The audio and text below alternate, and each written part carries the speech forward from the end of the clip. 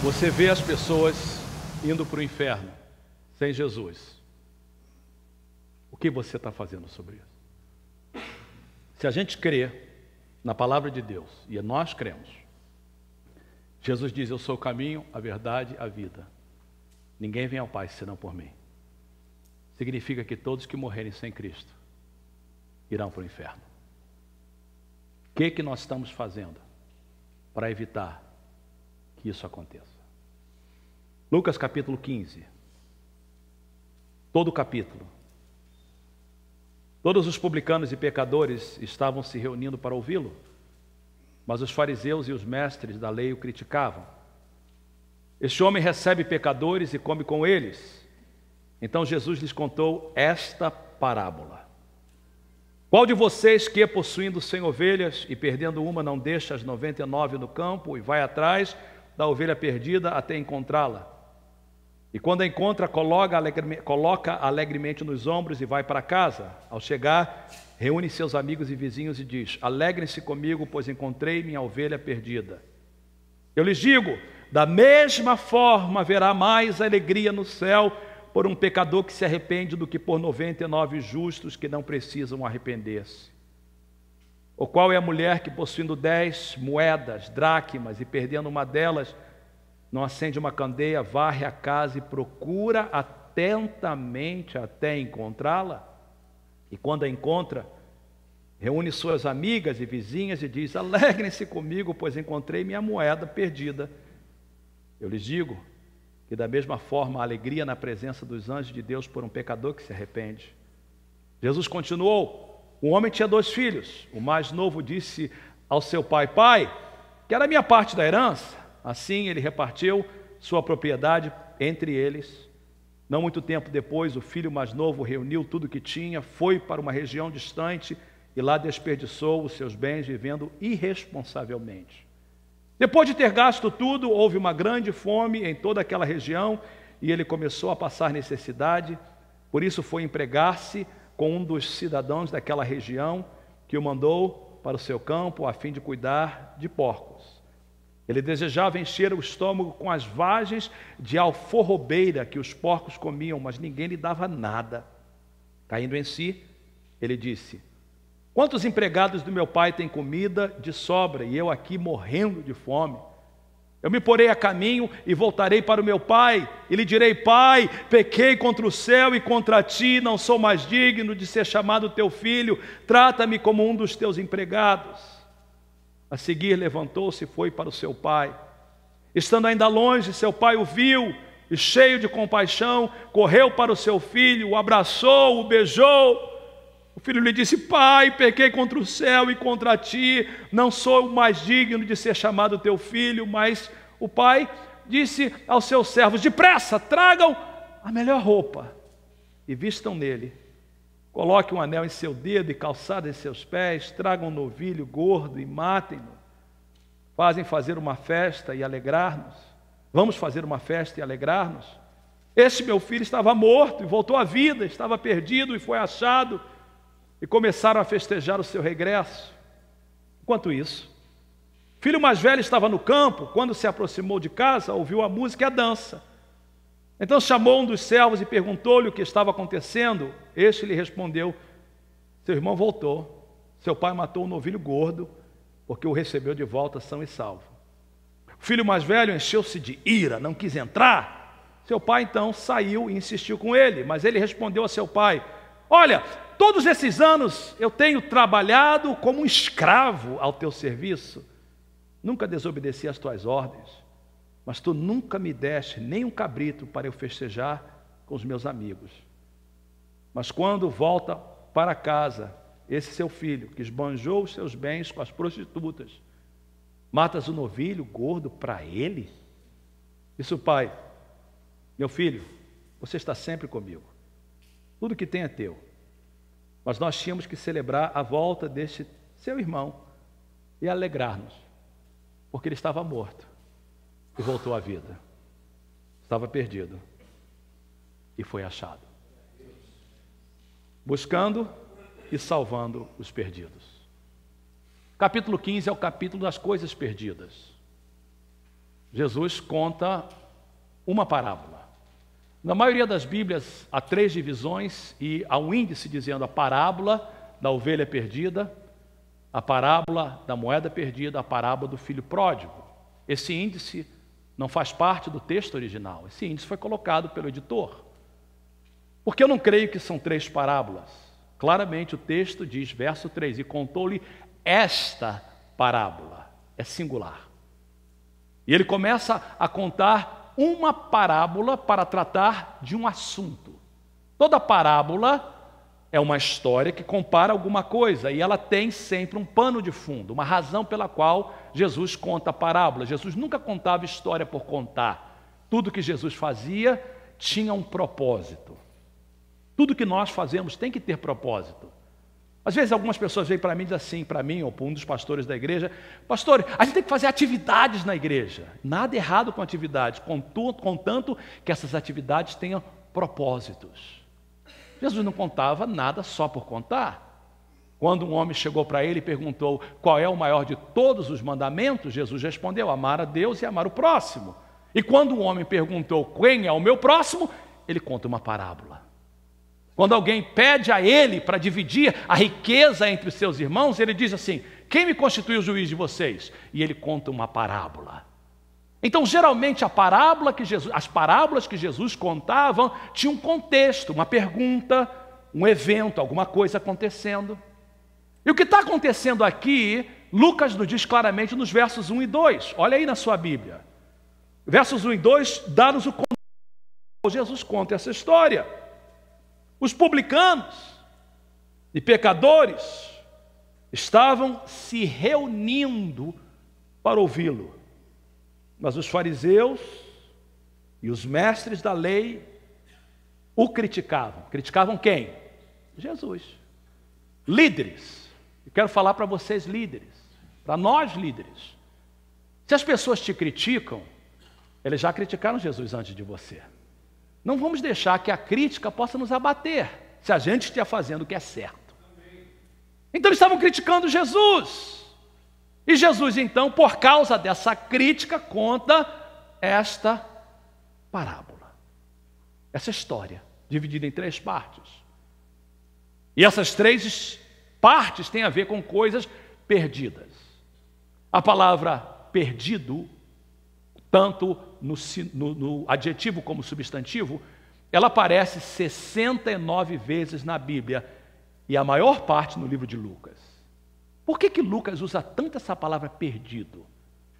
Inclusive, em Lucas, no capítulo 19, verso 10, que Lucas afirma as palavras de Jesus, a razão pela qual Jesus veio ao mundo. E Lucas diz que a razão pela qual Jesus veio ao mundo não foi para abrir igreja, embora Jesus estabeleceu a sua igreja. Não foi para pedir às pessoas para adorar a Deus, embora Jesus nos inclui e nos indica e nos exorta a adorar a Deus.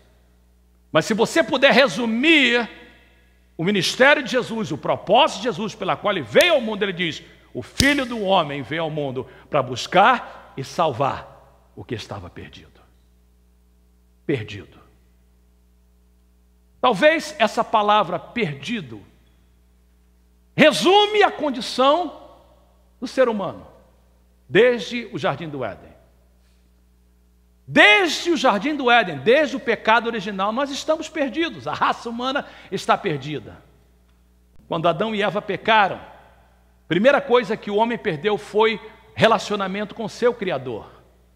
Aquele relacionamento que era perfeito, aquele relacionamento que acontecia na virada do dia, não acontece mais. O homem está separado de Deus. Perdemos o relacionamento com o nosso Criador. Segundo, perdemos vida eterna.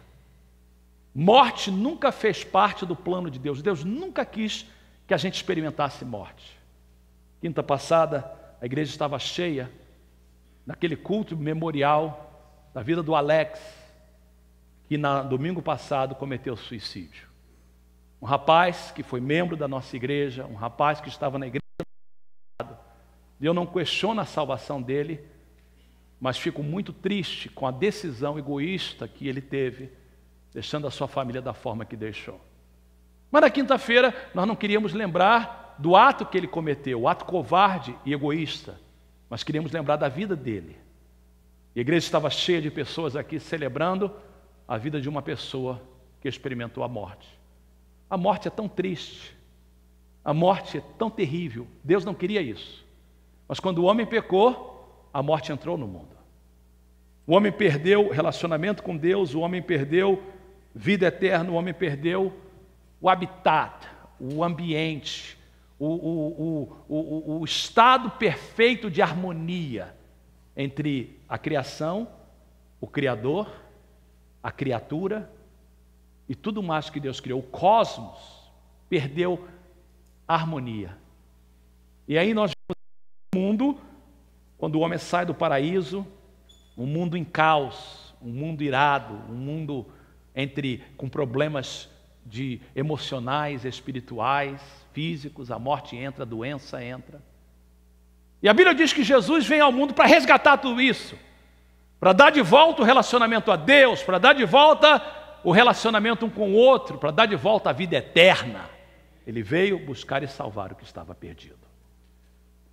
Essa parábola é tão linda porque Jesus está fazendo alguma coisa tremenda, por isso que eu faço questão de dizer que é uma só parábola, porque você vê que Jesus está mostrando a intensidade da perda.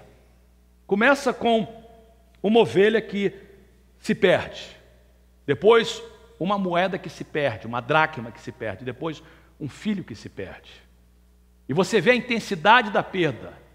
Uma ovelha representa propriedade, era um rebanho,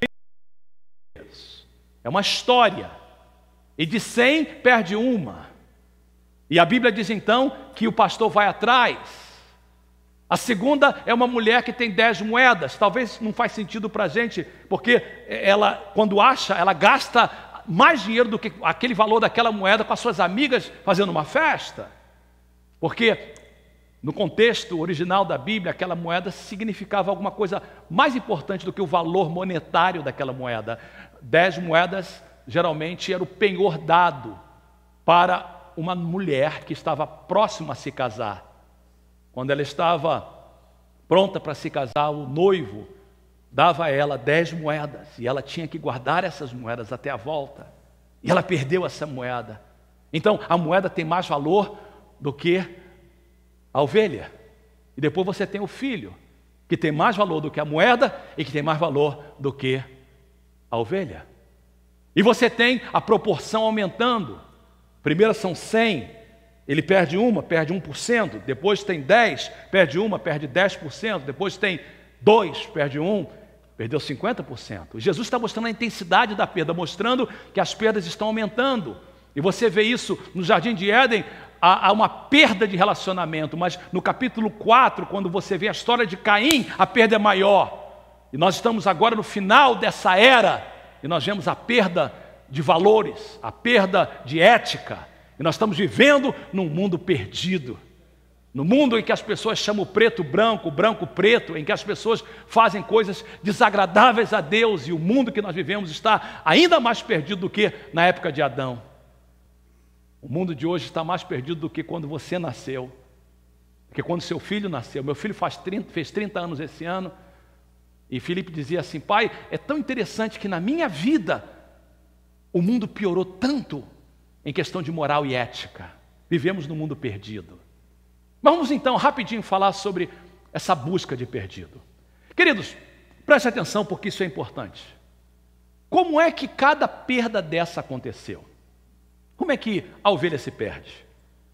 A ovelha se perde por descuido próprio, não intencional. Ovelha é um animal muito interessante, não é um animal muito sábio. E a ovelha geralmente se perde porque ela fica despercebida. Ela vê uma borboleta, ela vê um pássaro, ela olha para lá e as outras ovelhinhas estão indo e ela fica sozinha. E as ovelhinhas estão indo para lá e daqui a pouco ela está mé, mé. Cadê as outras? Foi embora. Agora mesmo estava todo mundo junto, mas agora ela está sozinha. E quando ela está sozinha, ela está correndo perigo.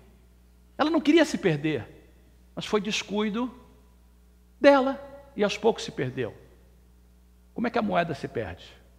A moeda não acorda de manhã e diz assim: hoje eu vou me perder. Não, agora o descuido é da mulher que tinha as moedas.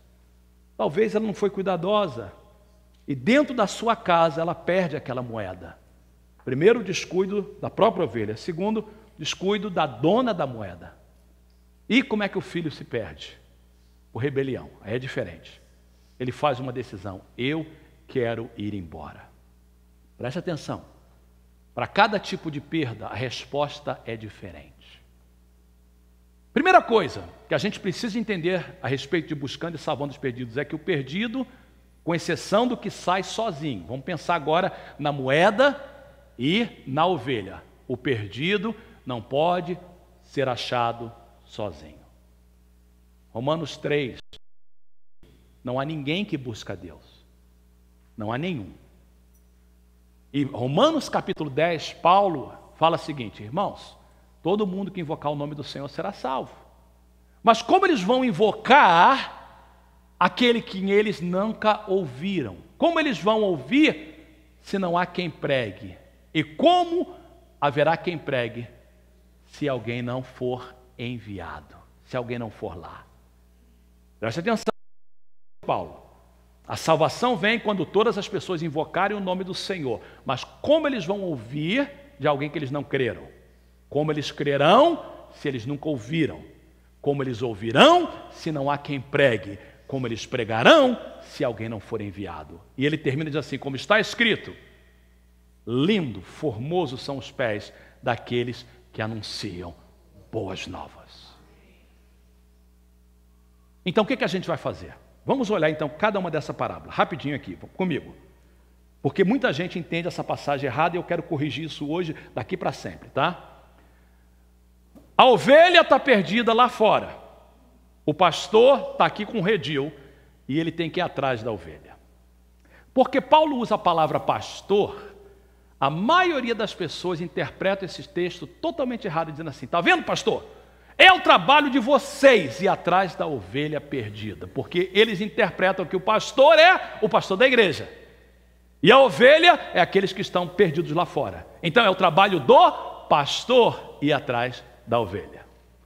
Lembra o contexto? O contexto são os religiosos. Quem são os pecadores e os publicanos? Os publicanos e pecadores são aqueles que não estão na igreja, que não são os religiosos. E os religiosos estão recriminando Jesus de ir atrás deles. Jesus nunca foi para eles para ficar como eles. Jesus não fazia o que eles faziam, mas Jesus amava-os e queria os resgatá-los. E eles estavam então criticando Jesus. Então, quem representa o pastor? E quem é a ovelha perdida? O pastor é representado por todos os religiosos, todos os cristãos. Então quem é o pastor? É o Senhor? Não, pastor, vira para a pessoa que está do seu lado: é você. Diga para ele: pastor é você. Eu e você somos os pastores. Agora, pastor, o senhor está consagrando todo mundo? Não é isso não. Eu não estou consagrando todo mundo, eu estou dizendo que nessa passagem Jesus diz que o pastor representa toda a igreja que precisa de ir atrás da ovelha perdida. Quem é a ovelha perdida? É aquela pessoa que está no mundo como você estava, não talvez por rebeldia, mas talvez por ignorância, talvez por falta de oportunidade. Essa pessoa está lá fora esperando ser alcançada por alguém e Deus nos chama para ir lá fora buscar os perdidos. Jesus está dizendo isso, que ele está dizendo o seguinte: vocês religiosos querem só fazer culto, vocês religiosos só querem ter culto para vocês, vocês querem comer com vocês, tem escola para vocês, mas tem um mundo lá fora perdido e vocês têm que ir lá fora buscar a ovelha que está perdida. E a verdade é, irmãos, que nós temos sido falhos. A igreja de Jesus está sendo falha. O nosso programa é baseado somente em nós. Vamos fazer um louvorzão para a gente, vamos fazer isso para a gente, e a gente esquece que a igreja existe para buscar e salvar o perdido. E nessa manhã, nós temos que nos arrepender. Nessa manhã, nós como igreja temos que dizer, a gente está cuidando mais das 99 do que cuidando da ovelha que está perdida. Ponto número 1. Deus tem que nos dar amor genuíno pelo perdido. O barco dele está indo e vai levá-los ao inferno. E nós estamos aqui dentro só tendo culto. Nada errado em ter culto, irmãos. Mas isso é para nos fortalecermos, para a gente poder ir lá fora. Segundo, quem é a mulher? E quem é a moeda? A mulher também representa a gente. Tanto o pastor, quanto a moeda, como a mulher, como o pai, representa a igreja, os religiosos. Jesus está falando para eles. Mas a moeda é diferente. A moeda representa coisas valorosas que nós temos dentro de casa e que está perdido. Eu fico pensando, irmãos, quantas pessoas estão sentados nos bancos da nossa igreja e estão perdidos. E a triste verdade é que eles estão perdidos por descuido nosso. Eu ouvi uma mensagem, e alguns dos irmãos, pastores que foram comigo, ouviram também em janeiro, tremenda mensagem. O pregador pregava sobre Paulo em Troás, quando ele chegou em Troás. Atos 20 diz que ele entrou num aposento e começou a pregar, e Paulo pregava muito tempo, falava mais ou menos igual o pastor Márcio na sexta-feira passada, extrapolava o tempo. E ele foi extrapolando o tempo, deu 9 horas, 10 horas, continuou. Eu tenho que aproveitar toda a oportunidade, meu irmão. E foi extrapolando, mas estava boa a mensagem. Aí foi extrapolando o tempo, e pregando, e todo mundo gostando do culto, com entrada numa vigília. Mas no verso 8, Lucas nos dá uma informação que parece fora de contexto. Diz assim, havia muitas luzes no cenáculo. E logo no verso 9 diz assim, e havia um jovem na janela dormindo. Por que Lucas, dizia o pregador, colocou dizendo que havia muitas luzes no cenáculo? É porque o pregador dizia que Lucas está dizendo que a igreja devia ter notado que havia um jovem na janela. Mas eles estavam tão engajados na pregação de Paulo que eles esqueceram que havia um jovem desconectado na janela, dormindo. E eles só deram valor a esse jovem, uma vez que ele caiu e morreu. Aí eles notaram ele. Eu fico pensando quantos jovens estão aqui na igreja, irmãos, filhos de crentes, que são moedas perdidas. E a gente não está fazendo a nossa obra. Eu vou falar uma coisa, eu sei que muita gente não gosta que eu falo isso, mas eu vou falar de qualquer jeito. Se eu fosse você, pai, que tem jovens adolescentes, eu acordava cedo e trazia eles para o culto da manhã. O que o pastor Tade está fazendo lá não é culto, irmãos. Se você não trouxer o seu filho para aprender a cultuar na igreja, se você acha que ele pode cultuar em português, então o lugar dele não é lá em cima, é com você. Então, pais que têm filhos lá em cima, com o pastor Tade agora, se você acha que o seu filho está apto para ter um culto em português e que entende tudo, não deixa ele subir não, põe do teu lado. Mas se você acha que inglês é a língua dele, acorda de manhã, traz o teu filho para uma igreja que tem um culto em inglês abençoadíssimo. Eu queria ter tido essa oportunidade quando eu estava criando meus filhos, antes que ele caia da janela. Antes que ele caia da janela. Às vezes é por falta... não culpa só o pastor não, lembra que a mulher somos todos nós, irmãos.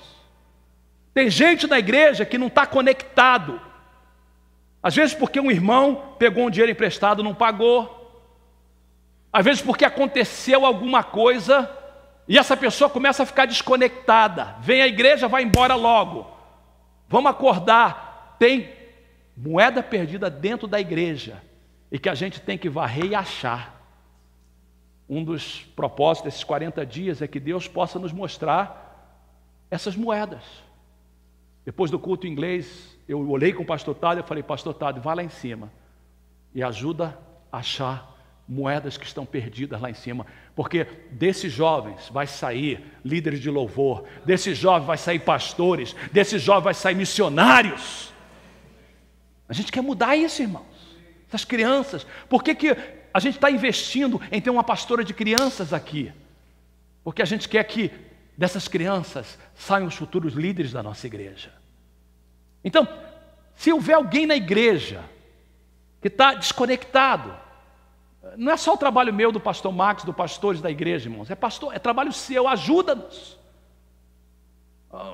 Uma pessoa no culto inglês, não tem nada a ver com esse culto, mas um casal do culto inglês perdeu, ela estava grávida e ela perdeu a criança. Um aborto involuntário. Mas levou 3 semanas para me saber isso. Assim que eu soube, eu fui atrás. Mas às vezes as pessoas querem ajuda, mas me ajuda a ajudar as pessoas. Se houver alguém desconectado dentro da igreja, vamos atrás, irmãos. Não adianta a gente ganhar os lá de fora e perder os que estão dentro. Então Deus está falando com a gente, vamos amar os perdidos dentro de casa. E por último, o filho pródigo. O filho pródigo representa o crente desviado. O crente que sai por escolha própria, o crente que decide ir embora. Rebelou, quer ir embora. Ninguém é obrigado a ficar dentro da igreja, irmãos.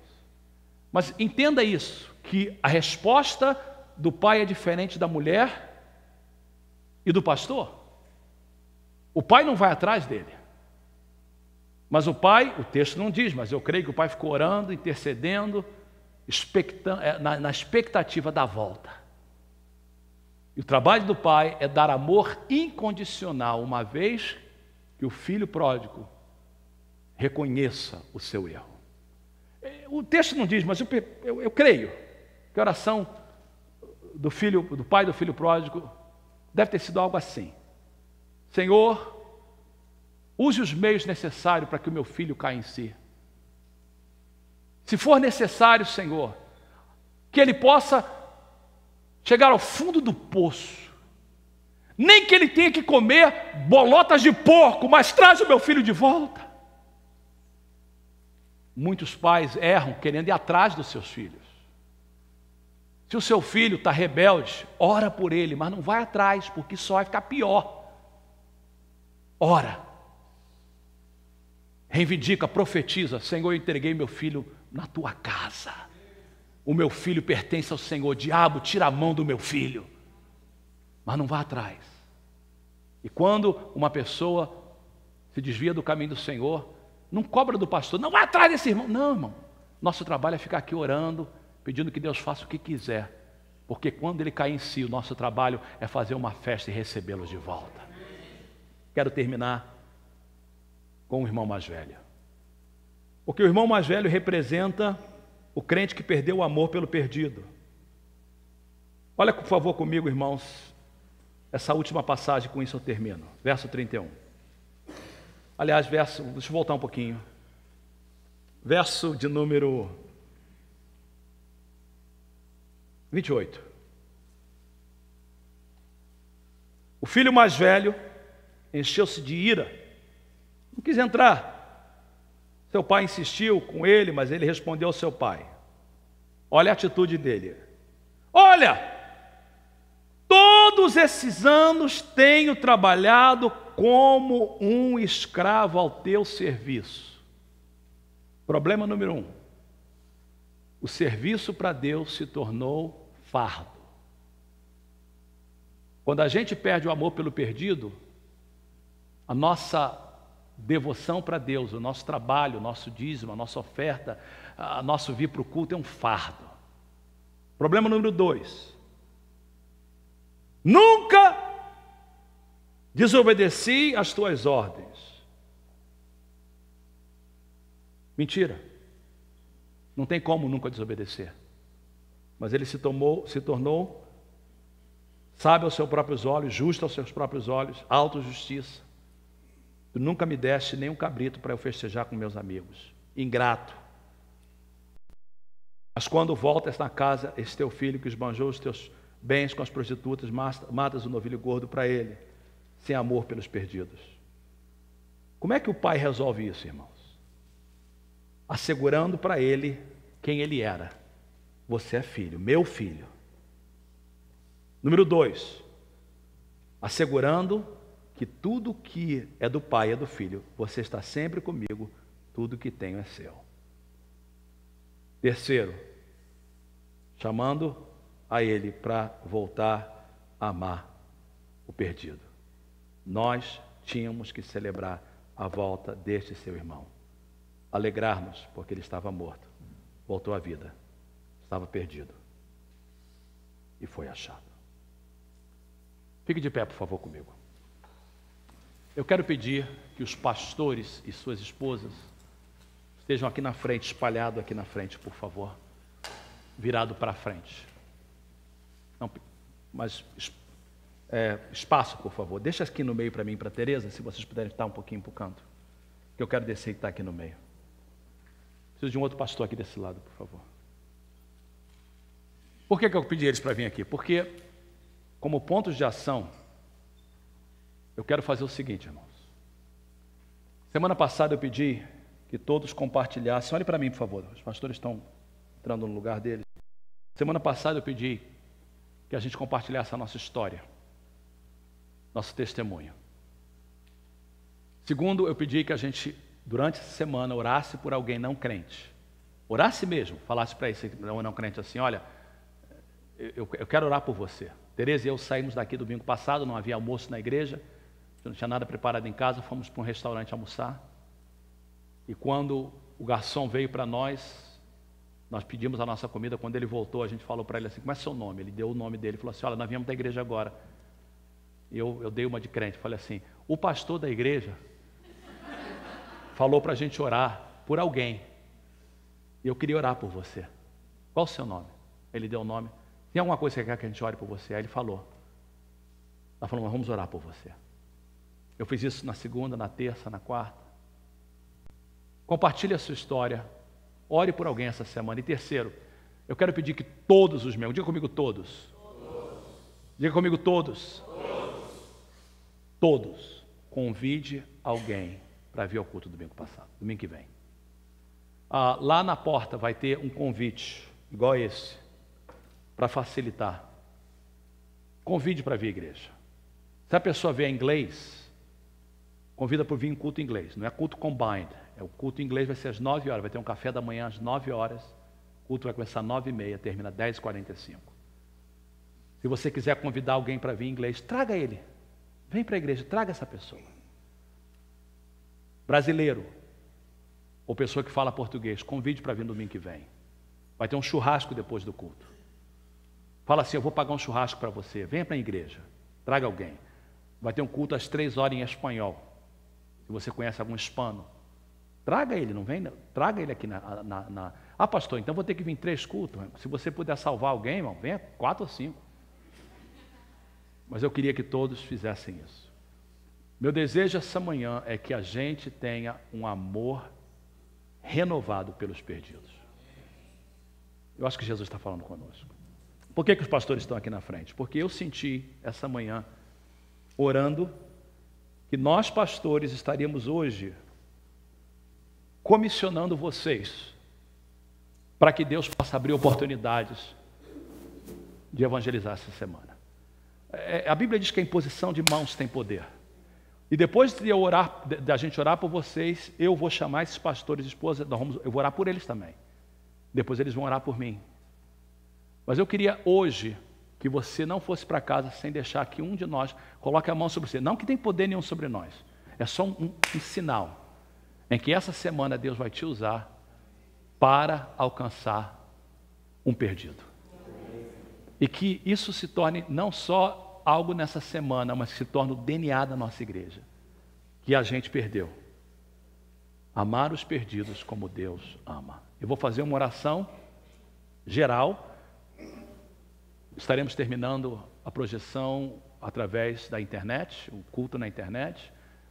Se alguém quiser ir embora, o almoço vai estar servido. Mas antes de ir embora, vem aqui na frente e deixa a gente orar por você. Feche seus olhos, curva a sua cabeça, por favor. Eu preguei tudo aquilo que o Senhor colocou no meu coração essa semana inteira.